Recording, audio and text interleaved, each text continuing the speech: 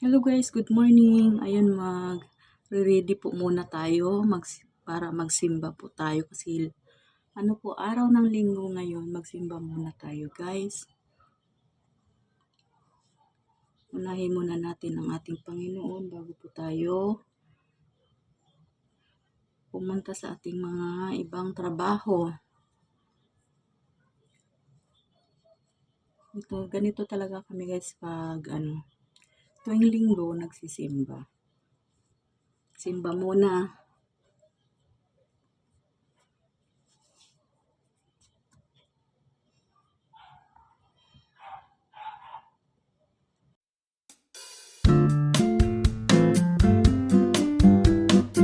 Guys, ready na po tayo pumunta ng church.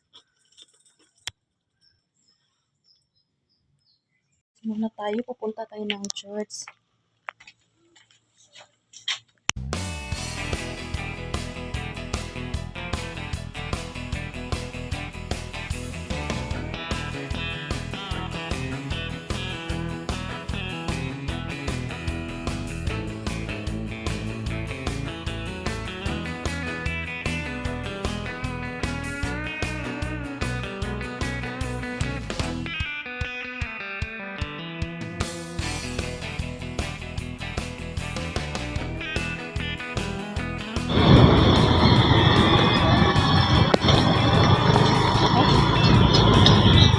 Hirap po ito nga ito.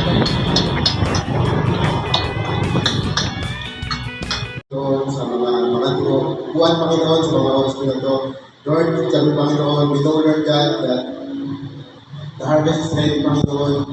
Huwag kaya Panginoon, sa mga oras na ito, pumatawag po kami, Panginoon, you, Lord, the harvest. As you have said in your word, Panginoon, that you send laborers, Panginoon.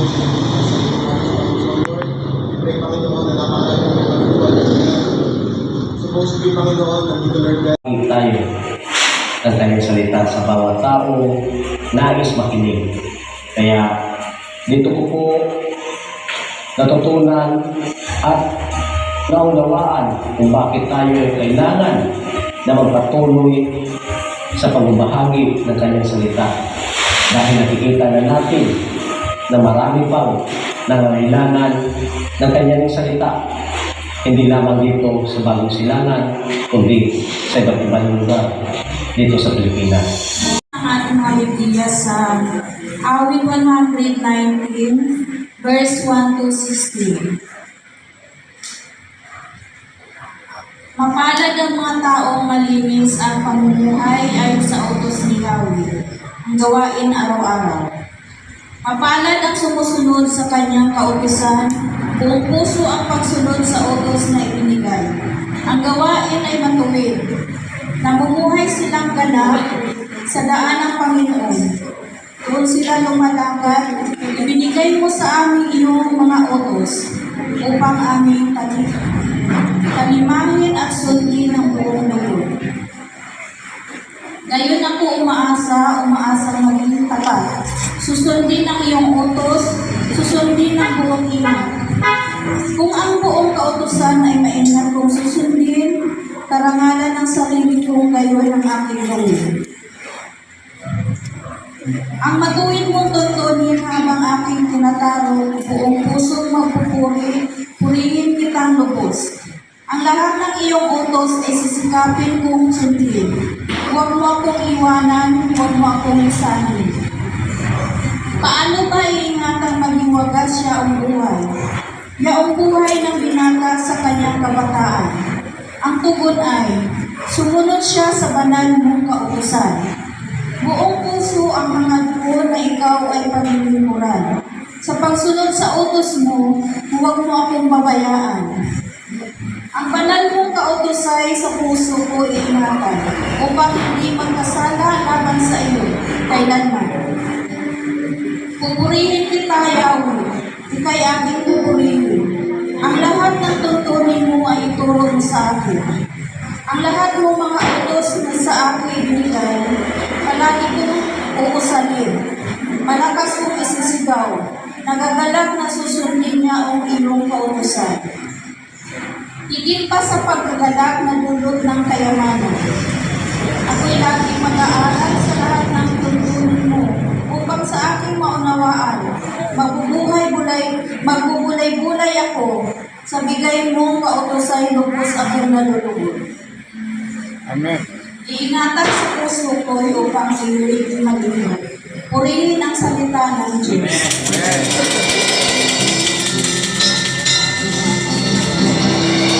Pwede po ba natin palakpakan ang ating Panginoon ng umaga? Magandang umaga po sa ating lahat. Sabay-sabay po tayo umawi ng papuri at pagsamba sa umaga.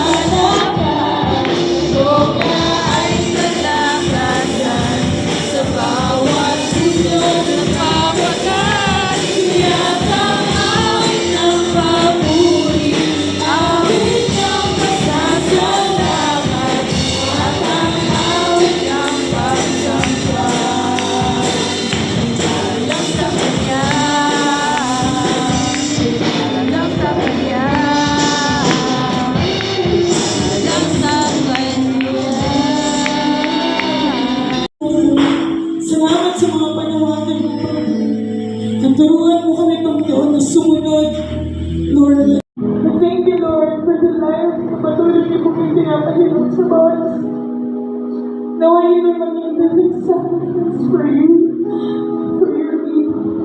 Lord, teach us to serve how the Father commands. Teach us to know, teach us to pray, to be able to serve people. Salamat po dito. Here I am to bow down. Here I am to say that you're my God.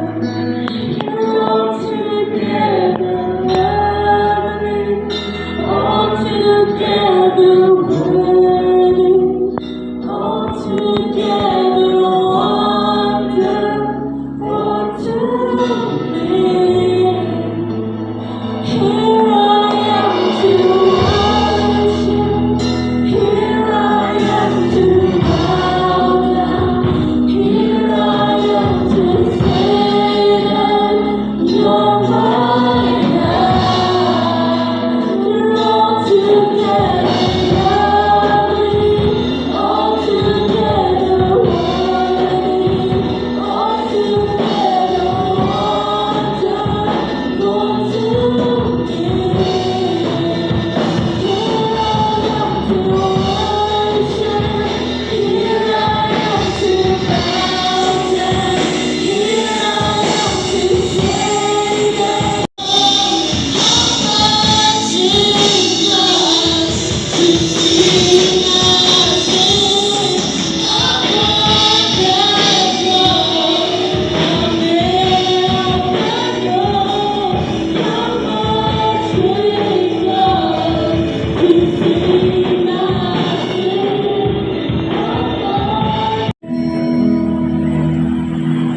na patuloy na ginagawa ang inyong kalooban. Naway magkaroon po kami ng ibayong pananampalataya kalakasan, Panginoon, na gawin ang inyong mga salita, ang inyong mga utos, Panginoon, na hindi po namin iantana, Panginoon, kung ano ang aming dalamnan. Dahil alam namin, Panginoon, kami po ay inyong pinapadala. Saan man lugar o sa anong kaparaanan, Panginoon, alam namin, O Diyos, na sa aming paghakbang, pagsunod sa inyo, sa bawat salita na gagaling sa inyong mga bibig, Panginoon, doon po kami. Yun po yung aming provision. Sabi nga po ninyo, Panginoon, ano po yung aming pagkain, kundi ang pagganap, paggawa, pagsunod sa salita at kalooban ng aking amang nasa langit. Ganun din po kami, Panginoon. Langit po namin na maging kamukha mo. Kaming lahat, Panginoon. At lumusog po kami, Panginoon, papasalamat sa members ng Bicol Mission Team 2024, Palawan Mission Team 2024, at Quarter 2, Iloilo Mission Team 2024. Salamat po sa buhay ng mga kapatiran po ninyo, ng inyong mga anak, Panginoon, na nagtiwala ng buong buo sa inyo, tumakbang, Panginoon. Hindi inaalintana ang mga pagsubok at hamon, Panginoon, ngunit ang tanging nais lamang ay sundin kayo. A few moments later.